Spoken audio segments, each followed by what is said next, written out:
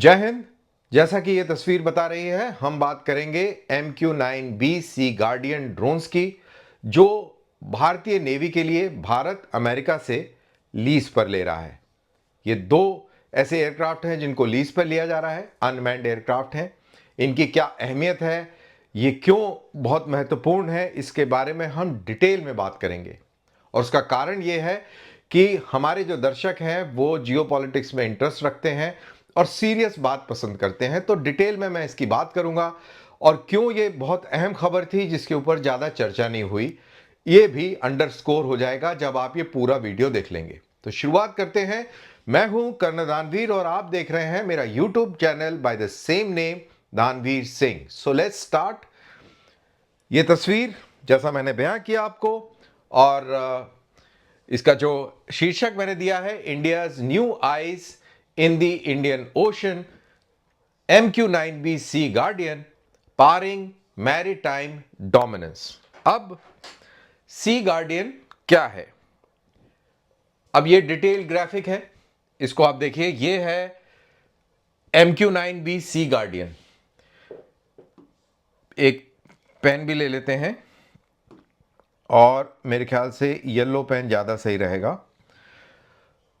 अब ये है अनमैन्ड एयरक्राफ्ट जिसको हम लीज पर ले रहे हैं। तो इसकी क्या खासियत है, क्या विशेषताएं हैं, इसको पहले समझ लेते हैं। उसके बाद में जियोपॉलिटिकल पिक्चर समझने में आसानी होगी और पूरा इसका मकसद आपको समझ में आएगा जब आप इसके कैरेक्टरिस्टिक्स समझ लेंगे। तो इसकी खासियत क्या क्या है, सबसे पहले यहां से शुरू करते हैं। इसका जो विंग स्पैन है, जो इसके जो विंग्स हैं, ये 24 मीटर लंबे हैं। तो आप सोचिए कितने बड़े विंग्स हैं। इसी वजह से इसको एंड्योरेंस मिलती है। इस पूरे एयरक्राफ्ट की जो लेंथ है, लंबाई है, ये 11.7 मीटर की है। इसकी ऊंचाई, यानी कि रनवे पर जब ये खड़ा होता है व्हील्स के साथ, तो इसकी ऊंचाई 3.8 मीटर की है। मैक्सिमम टेक ऑफ वेट, यानी कि कितना वजन, अपना वजन और पेलोड का वजन मिला के मैक्सिमम टेक ऑफ वेट इसका है 5670 केजी का। इंजन इसमें हनीवेल का लगा हुआ है और एंड्योरेंस इसकी 30 घंटे की है। 30 घंटे कम नहीं होते, 30 घंटे बहुत बड़ी एंड्योरेंस होती है। इसकी मैक्सिमम स्पीड 240 नॉट, यानी कि 444 किलोमीटर प्रति घंटे की इसकी मैक्सिमम स्पीड है। कम्युनिकेशन में ये लाइन ऑफ साइट और बियॉन्ड लाइन ऑफ साइट यानी सैटेलाइट कम्युनिकेशन का इस्तेमाल करता है। और इसकी पेलोड कैपेसिटी है तकरीबन 2177 किलो की, यानी कि इसके ऊपर 2000 किलो का पेलोड इसमें ऐड किया जा सकता है। पेलोड यहां पर significantly anti submarine warfare missiles और चार्जेस हैं। अब इसकी क्या खासियतें हैं? ये मल्टी डोमेन मिशन के लिए बनाया गया है। सबसे पहला मैरीटाइम सर्विलेंस, ये बहुत इंपॉर्टेंट है, ये इसका बुनियादी काम है। फिर एंटी सबमरीन वॉरफेयर, सबमरीन को ट्रैक करना और जरूरत पड़ने पर एंटी सबमरीन एमिनिशन का इस्तेमाल करना, प्रेडोमिनेंटली मिसाइल। कोस्टल सिक्योरिटी, आपकी इतनी लंबी कोस्ट है, कोस्ट लाइन की सर्वेलेंस करना, सिक्योरिटी देना। ह्यूमैनिटेरियन असिस्टेंस और डिजास्टर रिलीफ में रिस्पांस देना।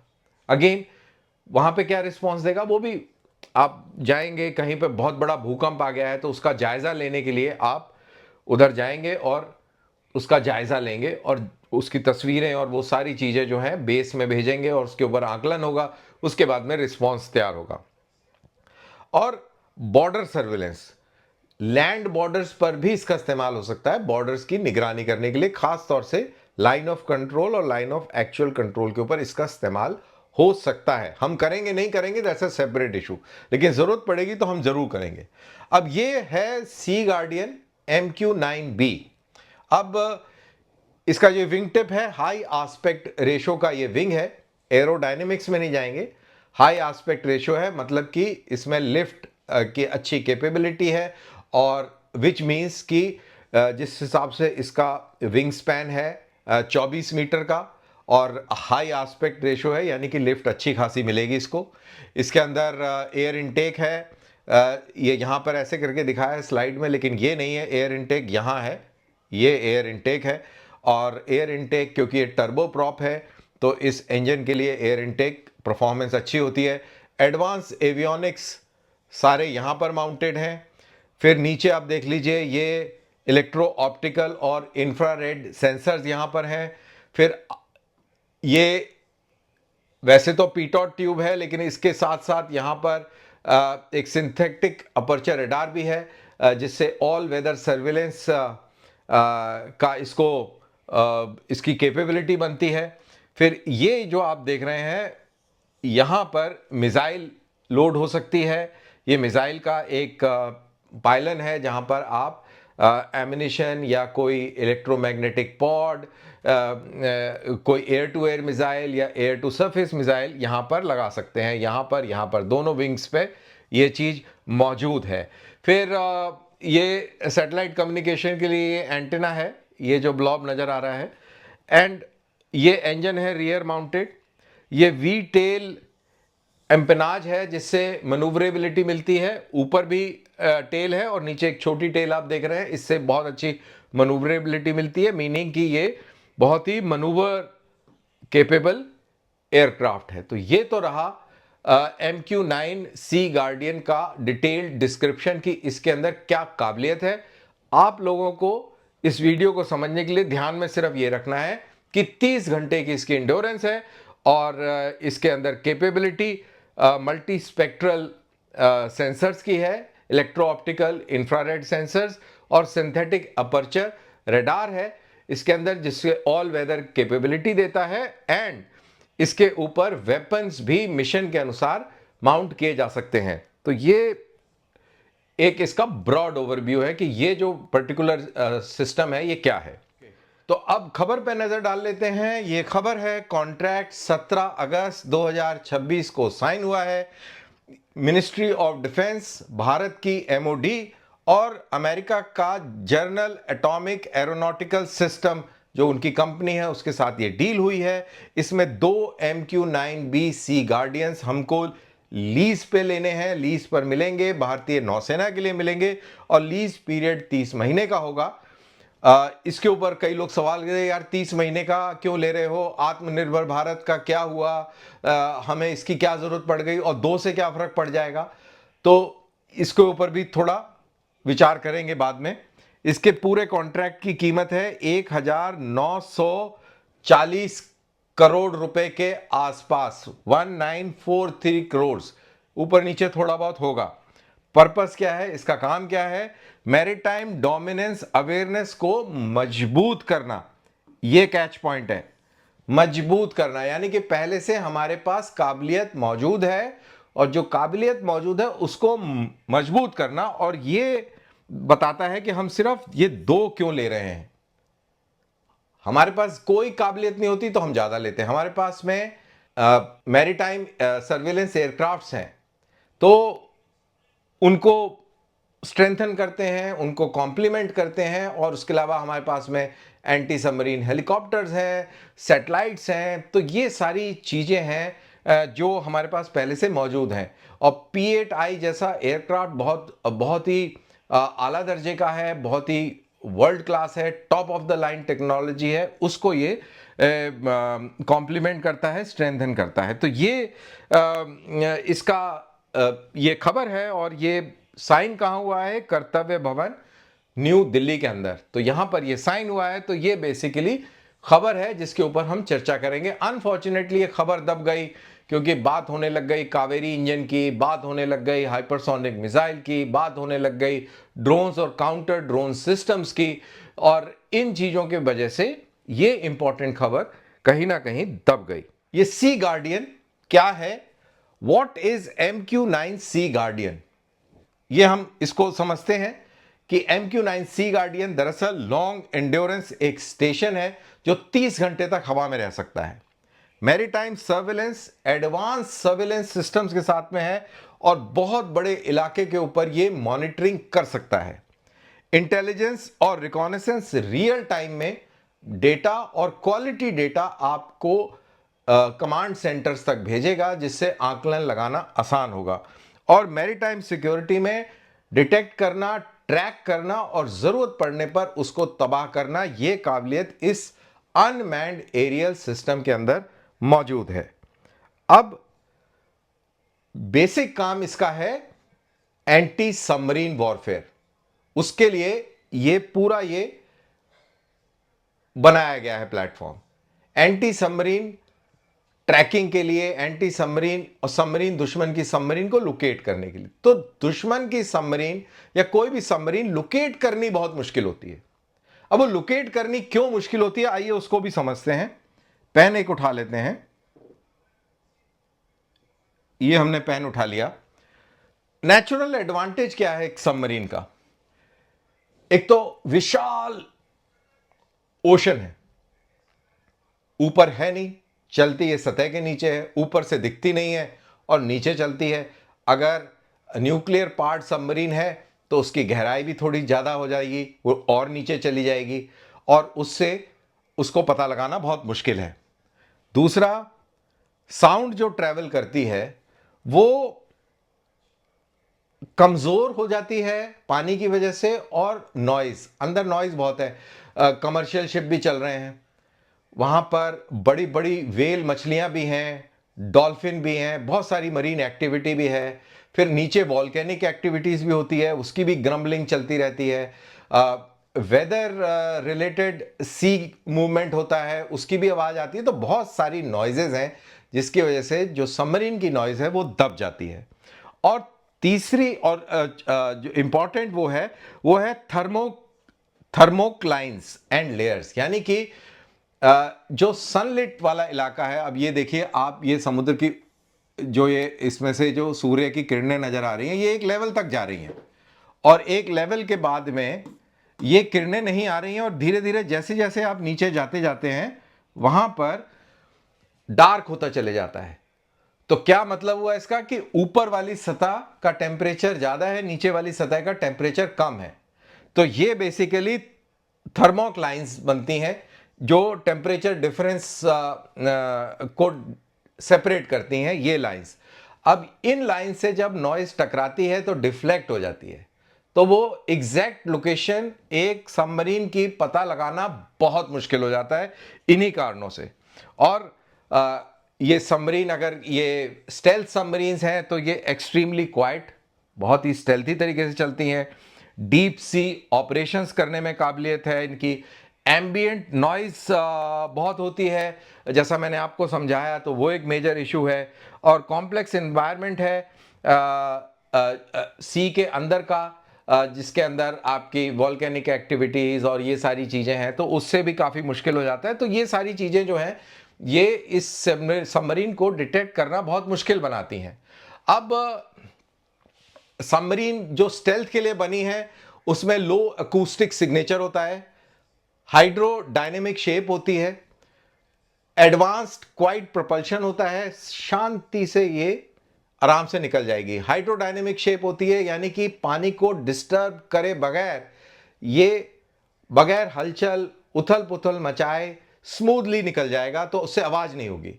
फिर साउंड एब्जॉर्बिंग कोटिंग है, इसके ऊपर जो कोटिंग लगी है वो साउंड को एब्जॉर्ब कर देती है। देखिए अगर आप सोनार का इस्तेमाल कर रहे हैं तो वहां से आप रेडियो सिग्नल भेज रहे हैं, वो सबमरीन में टकरा रहा है, टकरा के वो वापस आ रहा है, लेकिन अगर इसके अंदर एब्जॉर्प्शन की काबिलियत है तो वो नहीं आएगा। तो that is how it becomes more proof. Minimal heat transfer होती है इसके अंदर, क्योंकि ये डिजाइन इस तरीके से करें, अंदर कूलिंग सिस्टम है। और वेग, जब पानी का जहाज चलता है तो पीछे एक लाइन बन जाती है सफेद सफेद पानी के झाग की, उसको वेग बोलते हैं, तो वेग भी नहीं प्रोड्यूस करती है। और डीप सी ऑपरेशंस के लिए ये बनी है, ये इसकी काबिलियत है, तो ये खासियत है। अब इसको हम डिटेक्ट करने की कोशिश कर रहे हैं, तो हम कैसे डिटेक्ट करेंगे? हम सोनार, बोथ एक्टिव और passive, P8I maritime petrol aircraft जिसका मैंने जिक्र किया, एंटी सबमरीन शिप्स और हेलीकॉप्टर्स का इस्तेमाल करेंगे, अंडर वाटर सेंसर्स का इस्तेमाल करेंगे और इंटेलिजेंस और डेटा फ्यूजन का इस्तेमाल करेंगे। अब यहीं पर रोल आ जाता है MQ-9B Sea गार्डियन का। तो आगे चलते हैं। ये हमने बात करी, लेकिन हमें समस्या यहां पर किससे है? हमारे पास समस्या यहां पर चाइनीज नेवल थ्रेट की है। तो चाइनीज नेवल थ्रेट क्या है जिससे हमें अपने आप को बचाना है? क्योंकि ये यहां पर ये चीज समझने वाली है कि वी आर पाकिस्तान ऑब्सेस्ड। हमें पाकिस्तान के साथ में अगर बातचीत हो तो बहुत मजा आता है। पाकिस्तान के साथ झगड़ा हो रहा है, पाकिस्तान के साथ कंपटीशन लग रहा है, तो एक ट्रेडिशनल राइवलरी, उसमें मजा आता है। लेकिन हमारा पाकिस्तान से कोई लेना देना नहीं है। पाकिस्तान एक बहुत छोटा सा इरिटेंट है। यानी कि जैसे आपने जूता पहना है, कोई छोटा सा कंकड़ आ गया तो वो आपको तंग करता रहेगा 2400 घंटे। तो पाकिस्तान वो एक कंकड़ है। लेकिन आपका असली चैलेंजर, असली प्रतिद्वंद्वी, असली प्रतिस्पर्धा किसके साथ में है? चीन के साथ में, चाइना के साथ में है। और उसका रीजन ये है, दोनों के दोनों बहुत बड़े मुल्क हैं, एशिया के जाइंट्स हैं, और अपना अपने इलाके के अंदर वर्चस्व बनाने का ये खेल है। जियोपॉलिटिक्स इसी का नाम है। तो अब आप देखिए कि काबिलियत क्या है, चाइना की नेवी की काबिलियत क्या है, पहले मैं वो बताता हूं आपको। चाइना के पास में एयरक्राफ्ट कैरियर्स की संख्या काफी ज्यादा है। ब्लू वाटर नेवी है, यानी कि डीप ओशंस में ये एक्सप्लोरेशन कर सकती है, मूवमेंट कर सकती है और लड़ाई लड़ सकती है। इसके बाद सबमरीन्स हैं, डिस्ट्रॉयर्स हैं और बहुत सारे वेसल्स हैं। इसके पास में न्यूक्लियर पार्ट सबमरीन्स हैं, न्यूक्लियर सबमरीन्स हैं, स्टेल्थ सबमरीन्स हैं। तो सबमरीन कैपेबिलिटी इसकी काफ़ी मजबूत है। इसके बाद पास डुअल यूज रिसर्च वेसल्स हैं जो टो लेते हैं, हमारी सिग्नल इंटेलिजेंस के बारे में जानकारी लेते हैं, हमारी शिप्स के बारे में जानकारी लेते हैं, हमारे सैटेलाइट्स के बारे में जानकारी लेते हैं, हमारी मिसाइल्स जब टेस्ट होते हैं तो उनकी जानकारी लेते हैं। तो ये है। फिर इनके पास में स्ट्रेटेजिक पोर्ट एक्सेस है। ये सारे के सारे स्ट्रेटेजिक पोर्ट्स हैं जहां पर इनके एक्सेस हैं। इंडोनेशिया, सिंगापुर, बांग्लादेश, श्रीलंका, मालदीव्स, गवादर पाकिस्तान और जिबूती जैसे पोर्ट्स हैं जहां पर ये विजिट कर सकते हैं। और एज अ रिजल्ट अगर आप देखें तो इंडिया के ये चारों तरफ हैं। तो ये हमारे लिए कॉज ऑफ वरी है। फिर इनके पास काबिलियत है लॉन्ग पावर प्रोजेक्शन की। ये एयरक्राफ्ट कैरियर्स की वजह से भी लॉन्ग पावर प्रोजेक्शन कर सकते हैं। फिर इनका मिसाइल्स सिस्टम भी बड़ा स्ट्रांग है, उससे भी ये काफ़ी अपनी जो वर्चस्व है उसको बना सकते हैं। अब बात करते हैं कि भारत की स्ट्रेटेजिक पोजीशन की। तो ये हमने चाइनीज की वो देखा। अब भारत की भी बात समझ लेते हैं। ये भारत है और ये भारत की मैरीटाइम एक्टिविटी है। ये आपको सी लेन्स दिख रही हैं, सी लेन्स ऑफ कम्युनिकेशन, जहां पर दुनिया भर का व्यापार होता है। और भारत के जो एक्सेस है वो कहां पर है? वो है एगालेगा मॉरिशस के अंदर, फिर मिनिकॉय आइलैंड्स, लक्षद्वीप, माले, आप मालदीव्स में चले जाइए, फिर आपका पोर्ट ब्लेयर है। उसके अलावा आपके पास कोई खास एक्सेस नहीं है। साउथ चाइना सी के अंदर आप पेट्रोलिंग करके आते हैं, लेकिन कोई आपका एक्सेस पोर्ट नहीं है। तो ये आपकी लिमिटेशन है। वेरेज मैंने आपको दिखाया है चाइना कि कहां कहां ऐसे पोर्ट्स हैं जहां पर वो एक्सेस कर सकता है। एक्सेस का मतलब है कि वहां पर वो लॉजिस्टिक्स जो है अपने बिठा सकता है। वो उसका एक बहुत बड़ा एडवांटेज है, क्योंकि वो बड़ी दूर से आएगा और इस इलाके में ऑपरेशन करेगा। तो यहाँ से अगर उसके पास बहुत सारे पोर्ट्स हैं जहाँ पर वो जा सकता है, अपनी लॉजिस्टिक नीड्स को पूरा कर सकता है, तो ये एक बहुत बड़ा स्ट्रेटेजिक एडवांटेज उसके पास में है।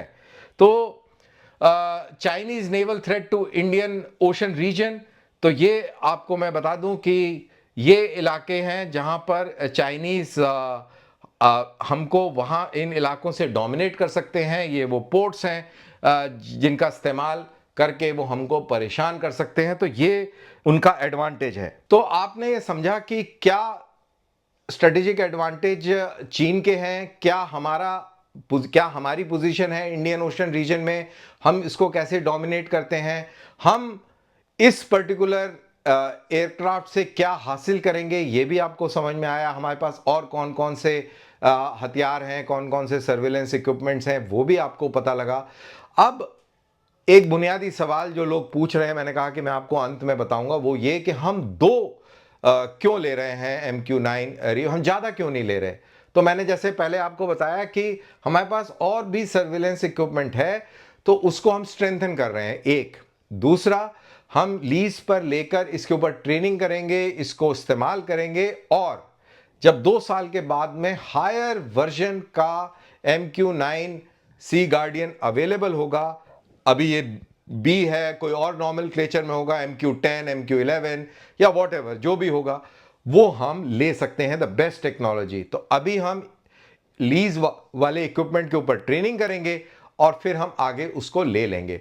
और हो सकता है कि हमें कोई और विकल्प मिल जाए, हमने इससे ट्रेनिंग हासिल कर ली, एक्सपीरियंस हासिल कर लिया, इसको जय हिंद बुलाएंगे और हम दूसरा कोई सिस्टम ले लेंगे। हम अपना ओन इंडिजिनस सिस्टम भी बना सकते हैं, क्योंकि जब हमने 2 साल 2.5 साल इसको ऑपरेट किया तो हमारे को बहुत सारा तजुर्बा होगा और उस तजुर्बे की बुनियाद पर हम अपने हेल और मेल जो ड्रोन्स हैं उनमें वो काबिलियत लेके आ सकते हैं जो कि शायद इससे भी बेहतर हो। तो ये एक फ्लेक्सिबिलिटी देती है चीज़ हमको, इसीलिए हम ये सिर्फ 2 के 2 इस तरीके के एयरक्राफ्ट्स, अनमैन्ड एयरक्राफ्ट्स ले रहे हैं। आई होप आपको ये मेरा वीडियो पसंद आया हो। अगर ये आपको पसंद आया है तो प्लीज़ इसको लाइक कीजिए, दोस्तों के साथ शेयर कीजिए और उन्हीं दोस्तों के साथ शेयर करना जो टेक्नोलॉजी और जियोपॉलिटिक्स में सीरियस इंटरेस्ट रखते हैं। तो दीजिए मुझे इजाज़त। जय हिंद।